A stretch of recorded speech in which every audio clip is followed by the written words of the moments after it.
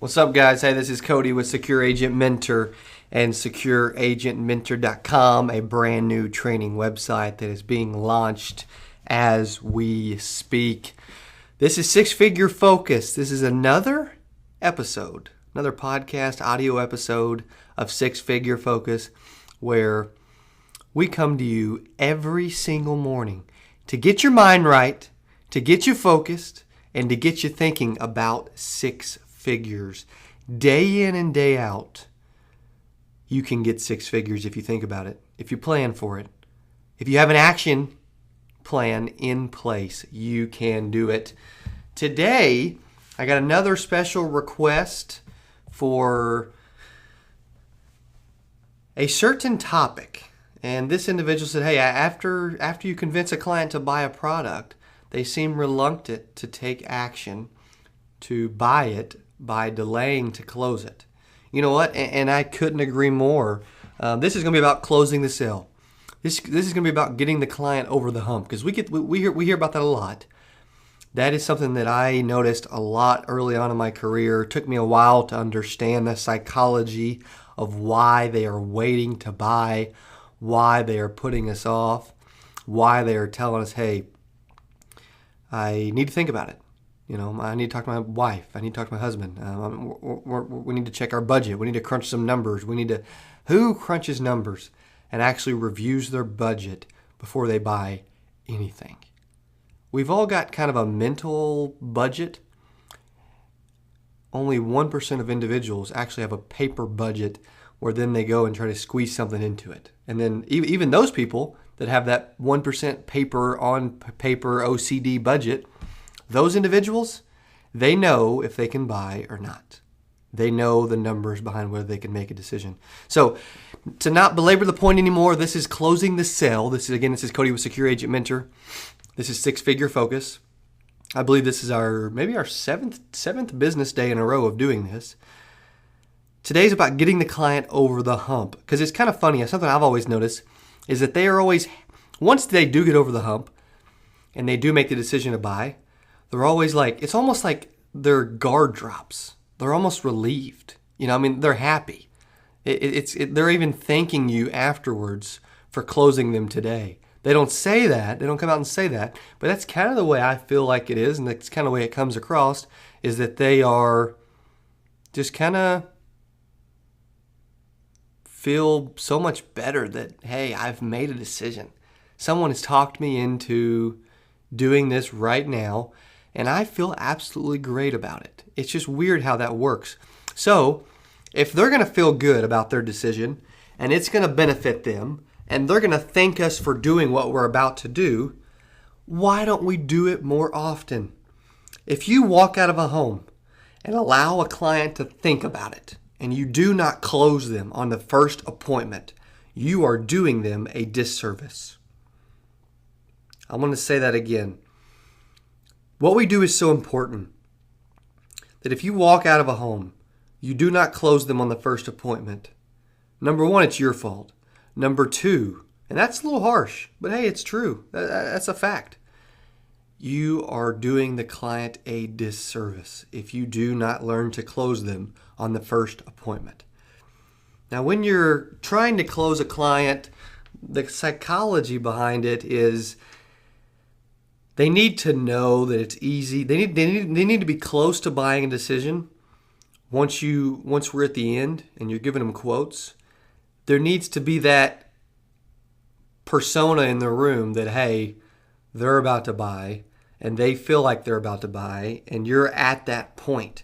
And what I mean by that is you've got to ask closing questions throughout the entire appointment, so it's easier for them to make a decision at the end. Because if you don't talk about specifics, and if you don't ask them closing questions, and if you don't actually dive in, then they may not feel comfortable making a decision because you didn't give them enough reasons to buy. You didn't build enough value. They don't see the importance of it. Maybe they don't feel like they connected with you. Maybe they feel like they're having to jump into a decision if they're not comfortable with it.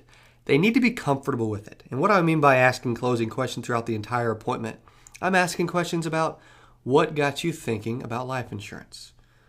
When you do buy today, who's your beneficiary going to be? I'm planting all of this in their head.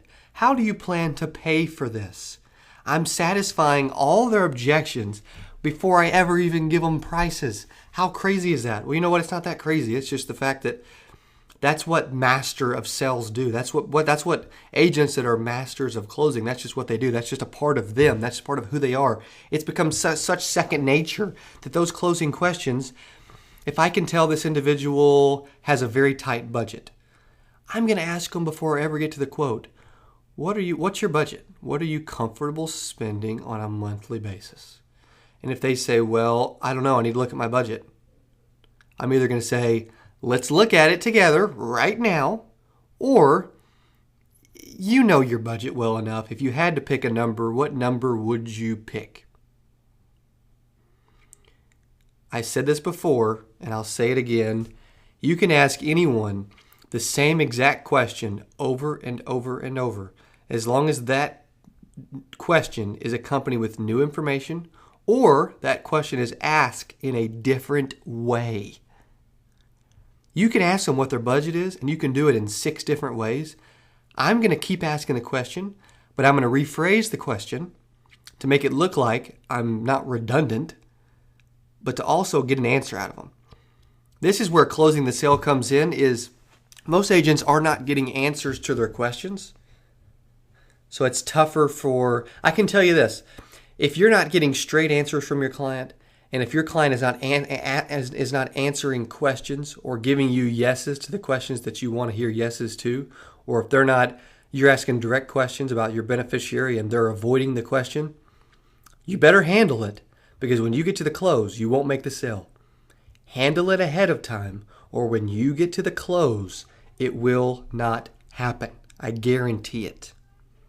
So ask closing questions throughout so it's easier for them to make a decision.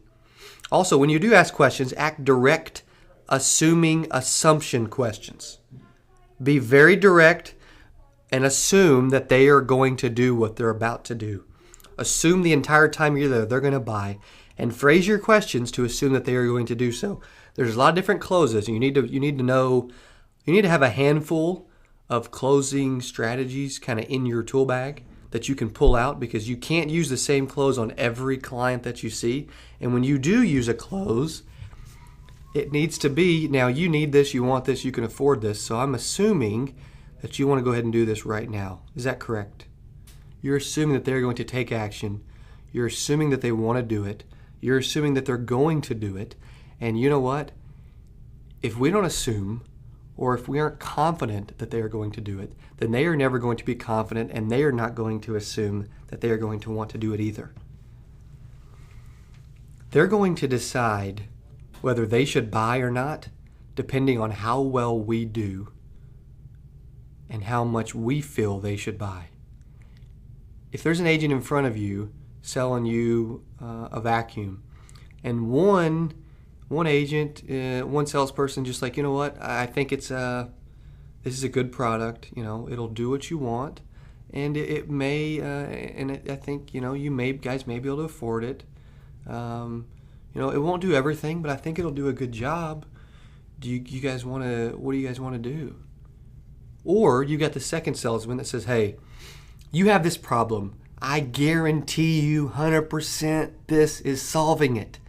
This fits your need. It's exactly what you want, what you've always dreamed of. And I know from visiting with you, it fits in your budget. You can easily afford it.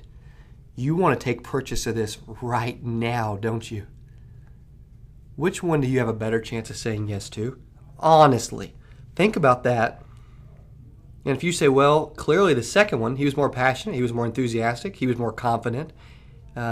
He sold me on the fact that I needed it, even though I wasn't building value. I was just, giving a simple assumption close at the end. If that's the case, how do you think your clients feel? If you feel like the second salesman is someone you would have bought from instead of the first salesman, then think about it from your client's point of view, from their perspective. Who would they have bought from? Who are you when you're in front of a client? Are you the first salesman or are you the second salesman? Are you confident? Are you enthusiastic? Are you smiling? Also, brings me to my next point. You have to build a relationship with the client, and you have to know certain things about them and warm them up and be personable and get to know them to slowly drop their guard. I know this. The appointments that I don't get a good warm-up in, and or the appointments that I don't get my questions answered, or I can feel like we just aren't a good fit for each other, those are the appointments that I do not make sales on. I know this is the kind of the psychology of closing, and we're diving into some deep stuff here that most people don't think about. But if the warm-up doesn't go well, if the fact-finding process doesn't go well, if you don't ask certain tough questions and get answers to those questions, and if you don't build value, if you don't get along with them, and if you don't know how to properly close after you build value and present, you will not get the sale. Something I used to do, something I still do with new agents, we record the appointment on our phone so we can go back and listen to the appointment and see where we can improve. This is something that you can be good at. It just has to become a part of you. It has to become second nature. You got to do it so much that it's just absolutely a part of you. Now, another thing that I always, I want to close and finish with one other thing, is overcoming any hurdle in the moment, which I can take that two different ways, which means a hurdle would be not getting them to answer my questions the way I want them to be answered. But then number two is, if I know I've got a better chance of making a sale sitting at the kitchen room, in the kitchen at the dining room table than sitting at the couch, I'm not going to let them sit down at the couch. I'm in control, and I want them to know that from the very beginning. When moment I walk in and they are heading to sit over at the couch, I'm going to say, Mr. and Mrs. Jones, if it's okay, it'll be much easier for me to show you what I need to show you if we sit at the table. Would it be okay if we do that? If you're going to lose a sale, lose it on your own terms. Lose it because you tried to earn it. And if you can't understand what that means, all it simply means is if you're going to make the sale have a better chance of making the sale, and your percentages are going to increase by asking tough questions, getting answers to tough questions, getting their attention, sitting in proper places, all those things. If that's going to help, then let's do it. If it's going to help us make a sale, then go for it. It's better than waiting, nonchalantly not taking action, not taking control, letting those things happen that you know are going to hurt your chances, and then not make a sale later. You're there to do what's best for the client and get them to make a decision to buy. Hopefully this podcast episode helped. I could have done a couple hours, a couple days on this. Easy. We could dive into so much greater detail, but I hope that the psychology and my thought process behind how I close, I hope that came across. Again, this is Cody with Secure Agent Mentor and SecureAgentMentor.com. Please check out our new training website that'll be up in the next few weeks. If you have questions, please don't hesitate to send me an email, cody.askins@secureig.com. Again, this is 6-Figure Focus. Be ready for next Monday's episode of 6-Figure Focus. You don't want to miss it. Thanks for listening. And go close sales.